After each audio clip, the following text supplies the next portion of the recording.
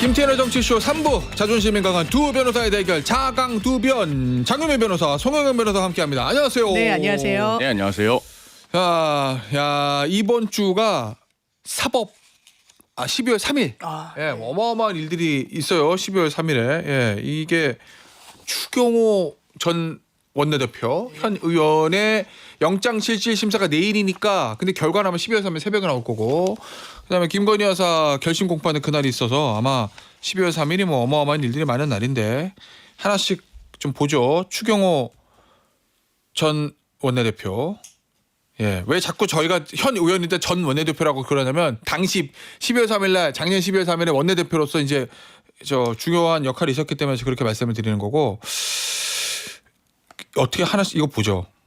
내일 아마 영장실질하고 새벽에 나올 건데 답 나온다 안 나온다 인용 기각 장윤미 판사는 인용의 도장 이거 도장을 인용 칸 있고 영장 보면요 여러분 그 영장 앞에 인용 기각 칸이 있거든요. 거기다가 판사가 자기 직인 자기 인감 도장을 어디다 찍느냐 인용에 찍으면 구속 네. 기각에 찍으면 집 이거예요. 떨려요. 네, 장윤미 부장판사 어디 찍겠습니까? 인용에 찍어요? 꽉 찍겠습니다. 알겠습니다. 그러면 소경훈 부장은 어디다 찍겠습니까? 아니, 들어봐야죠. 들어보지도 않고 그냥 찍어요. 지금 나와 있는 걸로 어디다 찍을 거예요? 그러니까 지금까지 언론을 통해서 알려진 증거나 진술만으로는 저는 기각 쪽입니다. 근데 전제가 있는. 전제가 붙네. 지금까지 나와 있는 거로 보면 기각. 그러면 장윤미 부장은 지금까지 나와 있는 것도 인용. 알겠습니다. 자 볼게요. 일단 이 지금 장윤미 부장판사라고 가칭 장윤미 부장판사 지금 송영은 모의법정이에요. 송영은 부장판사의 표현에 따르면 지금까지 나와 있는 거로는 쉽지 않다. 네. 그 언론에 지금 저 드러난 거로 보면은 별거 없다라는 의견들이 꽤 있거든요. 제가 이제 인터뷰를 하고 토크 코너를 진행을 해보면 그런데 지금 나와 있는 것만 해도 발부가 된다고 보는 이유는 뭐예요? 왜냐하면 본인은 아니었다. 윤 전 대통령 전화 받고 나는 오히려 당사에서 국회로 오라 그랬다. 뭐 이런 이제 말씀도 하신단 말이에요. 네. 그런데 진짜 표결이 실제로 이뤄진 건 이제 새벽 1시 1분이었지만 우원식 국회의장이 12시 1분에 전체 공지 문자를 보낸단 말이에요. 본회의로 당장 집결해달라고. 그런데 2분 후에 추경호 원내대표가 어떤 선택을 하시냐. 당사로 가라고 해요. 그렇게 있던. 당사는 국회 본청과는 걸어서 10분 이상이 떨어져 있어요. 그리로 가라고 하고 그 당시에 또 뭐가 있었냐. 12시 3분에 한동훈 당시 대표셨나요? 그 비대위원장.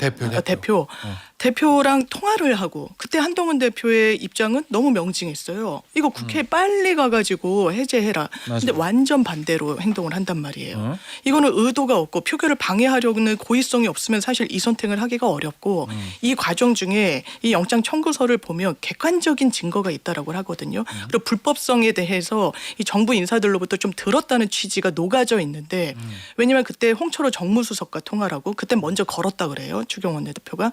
그리고 한덕수 전 총리랑 통화를 하고 대통령과 통화를 하는데 이 3명 중에 제일 길게 통화를 한 건 한덕수 전 총리입니다. 7분. 그 7분이 뭔 얘기를 했을까? 그리고 한덕수 전 총리는 일관되게 처음부터 얘기했던 건 있어요. 이거는 불법 계엄이고 이 국무회의라는 건 절차도 다 어겼었고 그래서 그 부분과 관련해서 추경호 전 원내대표한테 고지를 하고 그 정부 상황을 알리지 않았는가. 그래서 영장 청구서에도 이렇게 전제 사실 비슷하게 깔린 게 아닌가 이런 생각이 듭니다. 우리 송영은 변호사가 전제를 깔았잖아요. 지금까지 나오는 게 다라면 우리가 알고 있는 게 다라면. 근데 사실 특검이 바보도 아니고 뭔가 저 영장실질심사할 때 증거를 공개할 수도 있는 거잖아요. 판사 앞에서. 그죠? 지금 많이 얘기가 되는 게 요거거든요. 바로 추경호 당시 원내대표 보좌진들의 휴대전화에서 무슨 얘기가 나왔을까? 그거 포렌식 했을 때. 그다음에 앞서 장윤미 변호사가 얘기했던 한덕수 전 총리와의 7분 통화. 요거 하고 나서 윤석열 당시 대통령하고 한 굉장히 짧게 통화하는 거 아니에요? 2분인가? 이 7분이면 그 급박한 상황에서 7분이면 굉장히 많은 얘기를 할 수 있는 시간인데 당시에 한덕수 전 총리가 뭐라고 얘기했겠는가 추경호 원내대표에게. 그 부분이 지금 베일에 쌓여 있어서 사실 외부에서 정확히 알기는 어렵습니다. 그런데 일부에서는 플리바게닝 얘기도 해요. 근데 플리바게닝 왜냐면 얘기는 플리바게닝이 이 내란 특검법에는 아예 들어가 있더라고. 그렇죠. 24조에 네. 들어가 있죠. 플리바게닝 하면은 저 형을 감경 또는 면제할 수 있다도 아니고 감경 또는 하여야. 면제해야 한다. 의무 사항으로.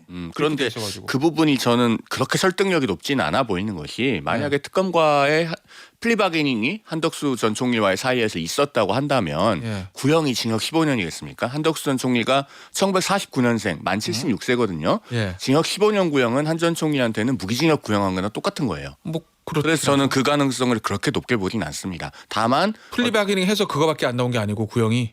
플리바게닝이 의미가 없는 거죠. 49년생인데. 그래서 예. 저는 그런데 이제 여지를 남겨두는 것은 예. 구속영장 청구서에 붙어 있는 증거 자료들을 제가 다 직접 보진 못했기 때문에 어떠한 배경으로 영장 청구가 되었는지에 대한 의문은 있어서 일단 언론에 지금까지 알려진 증거나 진술만으로는 이라고 표현을 하는 겁니다. 자, 하나 더 있어요. 오늘자 아침에 중앙일보 단독 보도입니다. 국민의힘 의원들 한 10명 정도가 참고인으로 출두해가지고 특검팀의 조사를 받았는데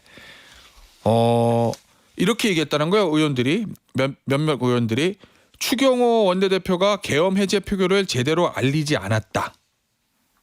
예, 이렇게 만약에 당시에 추 원내대표가 우원식 국회의장으로부터 통보받은 본회의 개최 시간이나 윤석열 전 대통령 등 대통령실 관계자들과의 통화 내용 등을 잘 자기가 알았다면 표결 참여 여부 판단을 달리할 수 있었다. 예. 결국 추경호 의원이 제대로 안 알려서 본인은 그냥 당사에 있었던 거다.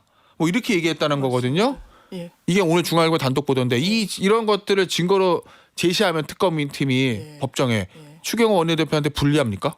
완전 불리할 것 같아요. 왜냐하면 본인이 본회의장에서 체포동의안 그 가결 여부를 그 투표를 앞두고 아니 누가 대관절 나한테 이 표결 방해를 받았다고 하냐 그런 의원 한 명이라도 있냐 뭐 이런 취지로 이야기를 했거든요.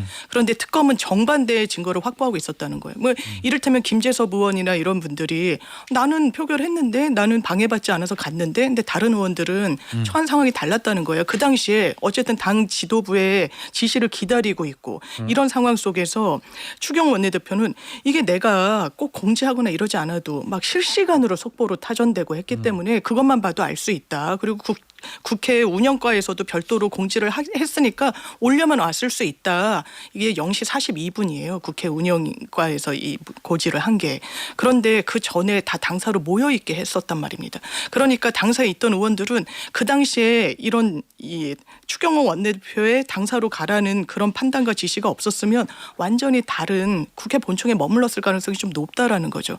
그러면 국무회의에서도 가해자와 피해자 이렇게 분류를 해가지고 특검이 수사를 했었는데 이 본회의장에 참여한 의원들도 왜냐하면 107분인가요? 그 당시에 의원분들이 계셨는데 국민의힘에 18명밖에 표결에 참여를 못했거든요. 예. 그 중심에 추경호 원내대표가 있다는 진술이 나왔다는 점에서 굉장히 유의미한 거죠. 송 변호사 보기에는 이 진술의 의미는 뭡니까? 저는 이 진술에 대해서 좀 작심하고 한마디 해야 되겠는데요. 예. 이분들이 이렇게 말씀하시면 안 되는 거예요. 결국 본인들의 판단에 따라서 그날 계엄 해제 표결 안 들어간 거잖아요. 최종적으로는 심지어 저처럼 의원이 아닌 사람도 그날 국회 안에 들어가려고 여러 번 시도했었습니다. 예. 들어갔죠. 못 들어갔죠. 못 그리고 들어갔어요? 국회 경비대와 대치를 해서 못 들어갔는데 예. 들어가려고 여러 번 시도했었어요. 그리고 무엇보다도 시각장애가 있는 김예지 의원도 그날 국회 담을 넘으려고 했어요.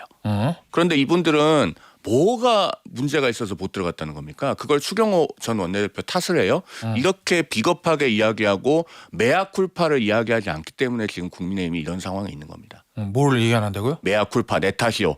아. 라고 이야기하지 않기 때문에 지금 국민의힘이 이런 상황이 있는 거예요. 본인들이 판단해서 들어갔어야 된다는 거잖아요. 아니 원내대표가 뭐라고 한들 국회의원은 개개인의 독립적인 판단이 있는 거죠. 자, 그건 이제 정치적인 의견이에요. 그럼 법적으로는 이제 법정에서는 법적인 거 따지니까 이 진술이 추경호 원내대표한테 불리합니까? 그런데 그 공지 문자라고 하는 게요. 예. 위력으로 작용할 수 있을 정도가 되는지 저는 잘 모르겠어요. 실제로 이런 공지 문자가 뿌려졌음에도 불구하고 예. 당시에 국회 본회의 영상을 보면은 중간중간에 계속 들어오는 국민의힘 의원들이 있어요. 예를 들어서 우재준 의원 같은 경우에 밤 12시 반 좀 넘어서 본회의장에 들어와요. 예. 그리고서 계엄 해제 표결에 참여를 합니다. 예. 이런 식으로 초선 의원도 독자적인 행동을 하거든요.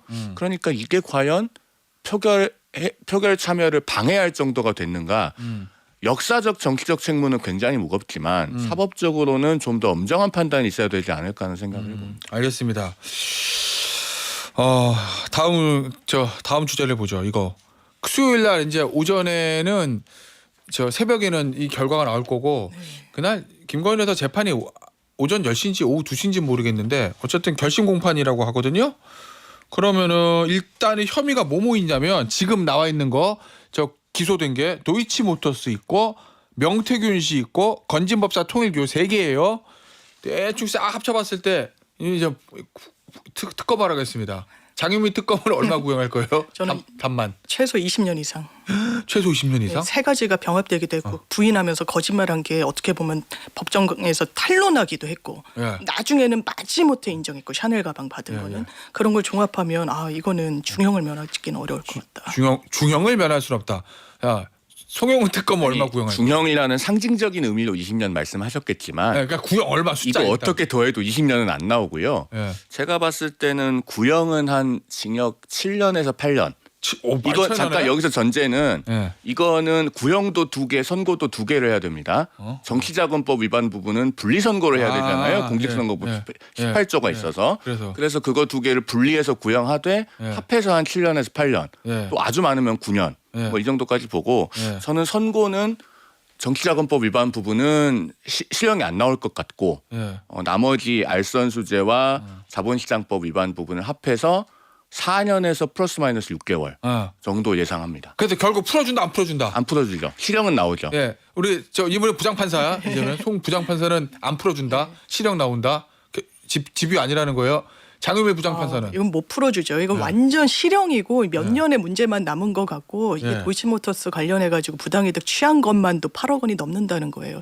이거는 자본주의 시장 질서를 완전 교란시키고 방해한 거잖아요. 또 하나는 명태균과 관련해서 막 밀어넣고 내가 밀으라고 했어 녹취까지 나왔어요. 김건희 씨의.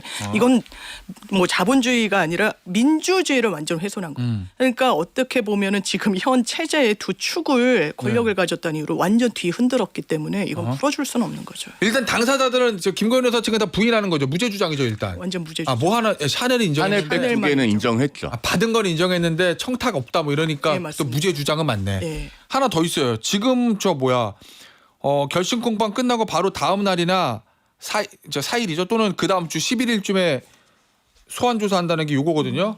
반클리프 아펠, 요거 서희건설, 금거북이 이배용 전 위원장, 로저 비비의 김은기현 의원 부인, 요거 조사한다는데 요거는 앞에 거보다 좀 그래도 혐의가 좀 가벼운 거예요? 아니면 그러니까요. 이제 반클리프 아펠 목걸이도 사실 영장 청구 이게 한 6천이 또 넘기도 하고 본인이 대단히 좀 어떻게 보면 구체적으로 거짓말을 했어요. 어머니 칠순인가를 맞아서 홍콩의 짝퉁 시장에서 사서 이걸 드렸고 뭐 이런 식인데 완전 거짓말이었잖아요. 서희건설에서 자백을 해버렸으니까. 그러니까 이건 재판부로서도 이거는 가벼이 처벌할 수 없다는 인상을 이미 줘버렸고 금거북이도 옆에 딱 쪽지가 있었던 거 아닙니까? 축하드린다고. 이 금거북이도 한 400만 원 넘. 하여튼 상당히 고가인 거고 그리고 전당대회 김기현 의원이 됐던 건 상당히 이례적이었는데 막 그 당원 당규까지 개정해가면서 당원 100%로 그 당시에 어느 누구도 뭐 정치적 법률적 해석을 다 뛰어넘어서 윤심이라는 거는 이론의 여지가 없는 거였는데 그 대가가 로저비비의 100만 원대라고 하지만 상당히 100만 원대 후반이더라고요. 거기는 가방 안에 너무 감사드린다는 쪽지가 들어가 있었고 이것도 저는 너무너무 처벌을 강하게 해야 된다고 생각합니다. 일단 그 이번 주에 있을 사건 구형 관련해 가지고 제가 조금 보충 해설을 하면 정치자금법 위반 부분은 이제 우리 언론에서 좀 주목해서 보셔야 될 것이 명태균 씨로부터 받았다고 하는 여론조사 과연 나중에 법원이 그 가액을 특정할 수 있다고 판단할 건가 이게 되게 중요합니다. 만약에 가액이 특정되면은 여론조사 받은 금액만큼 김건희 씨한테 추징을 해야 되는데 제가 봤을 때는 이거 특정하기 어렵다고 볼 가능성이 꽤 있어요. 그래서 정치자금법 위반 부분은 집행유예가 나올 거다라고 보는 거고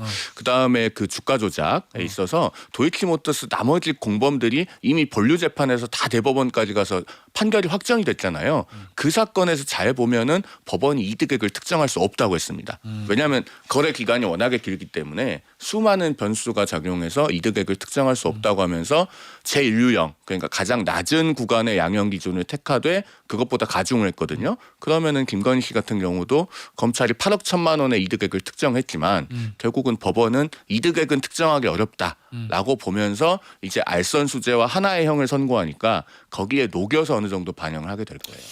알겠습니다. 근데 지금 하나 더 나왔어요.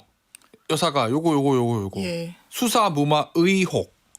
앞서 사실은 윤태곤 실장은 정치적으로는 이게 제일 본인은 문제라고 본다라고 얘기를 하고 갔는데 왜냐하면 윤태곤 실장은 이거 국민의힘에서 먼저 이거 조사하자 하든지 특검 먼저 제안하든지 이래야 되는 거 아니냐라는 의견을 피력하고 갔는데 왜냐하면 작년 5월에 김 여사가 박성재 전 법무부 장관하고 텔레그램 문자를 나눴죠. 내 수사 어떻게 돼?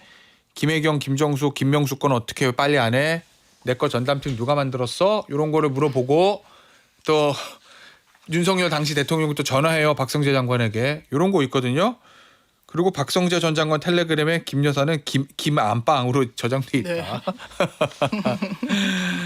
이거는 이게 만약에 이제 사실관계 나와 있는 거죠. 이렇게 얘기는 했으니까. 사실관계는 드러난 거죠. 이거 그러니까. 직권남용 되는 겁니까? 안 되는 겁니까? 아니, 그래서 근데 공무원이 아니잖아. 네, 그래서 직권남용 권리행사 방해가 될 것인가 이게 남용할 직권이 있는 지위에 있어야 직권남용죄가 성립하잖아요. 예. 그런데 최순실 씨도 직권남용 권리행사 방지 유죄를 받았더라고요. 공무원이 아닌데 그래서 그 법리로 아마 파고들면 가능하지 않을까. 윤석열 전 대통령이랑 공범 관계로 엮어야 되는 거구나. 네, 그러면. 공범으로 해서 이제 네. 가능하지 않을까 싶고 이거 너무너무 나빠요. 네. 왜냐하면 자기가 이걸 새벽에 막 이제 박성재 전 장관한테 보낸단 말이에요. 아니 왜 100번 양보해서 자기 수사에 대해서 막 독촉하고 이런 거는 그래도 뭐 해야 할 부분이 있는데 김명수 왜 지금 고발장 들어간 지 2년이 지났는데 수사를 하지 않느냐고 막 획책을 막 혼을 냅니다. 그러니까 남의 실제로 건 또, 그러니까 실제로 수사가 그 이후에 진행이 막 돼요. 예. 이건 대단히 대통령이 해도 문제가 있는 건데 대통령도 이럴 권한이 없는 건데 법무부 장관만 이제 그 수사지휘권을 행사할 수 있으니까. 그런데 김건희 여사한테 어떤 주권자도 이런 권한을 부여하지 않았는데 이런 식으로 전방위적인 권한을 행사했구나. 대단히 나쁩니다.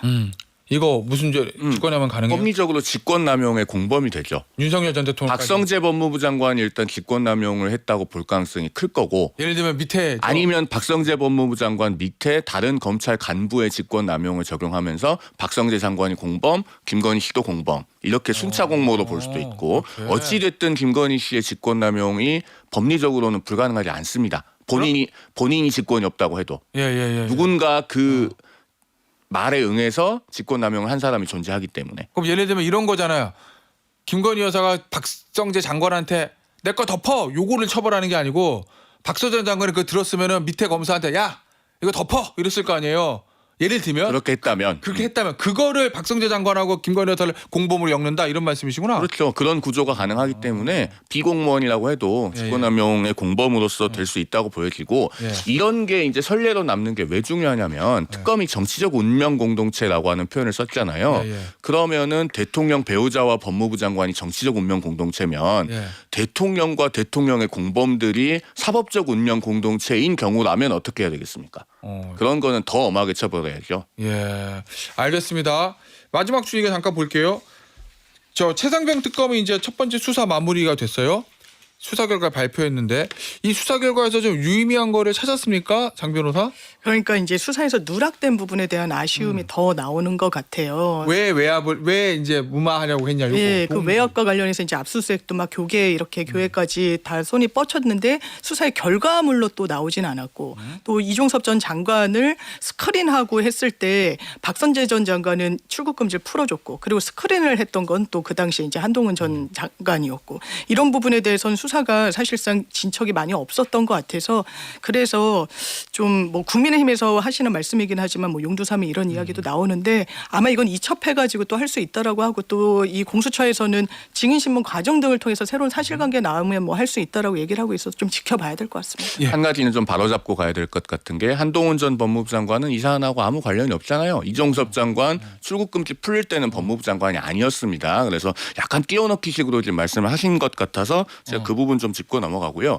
이 구명 로비 의혹을 특검이 규명을 못했잖아요. 이건 굉장히 실패한 수사입니다. 왜냐면은 직권남용이 직권을 남용했다고 해서 무조건 성립하는 게 아니에요. 대법원 판례를 보면은 직권행사의 주된 목적이 직무 본연의 수행에 있지 않고 본인 또는 제3자의 사적 이익 추구나 청탁 또는 불법 목적의 실현 등에 있는 경우 이럴 때는 직권남용으로 봐야 되지만 목적. 그렇지 않으면은 공무원의 정당한 직권 행사가 아닌지 좀 신중히 따져봐야 된다. 예. 이런 취지의 대법원 판례가 있습니다. 2020도 15105라고 있어요. 예. 그런 판례에 비춰보면 만약에 윤 전 대통령이 이 재판에 가서 야 그래도 사단장을 과실범으로 여기까지 문제 삼는 건 과하다고 생각해서 내가 국군 통수권자로서 그렇게 경로했을 뿐이다라고 주장을 하면은 상당히 범죄 혐의 입증에 난항을 겪을 수 있어요. 그래서 동기가 파악돼야 된다는 이걸 얘기구나. 꼭 규명했어야 되는데 150일이나 받고도 규명을 못했다는 점에서 저는 실패한 수사로 봅니다. 알겠습니다. 여기서 마무리하도록 하겠습니다. 장윤미 변호사, 송영근 변호사였어요. 감사합니다. 고맙습니다. 감사합니다.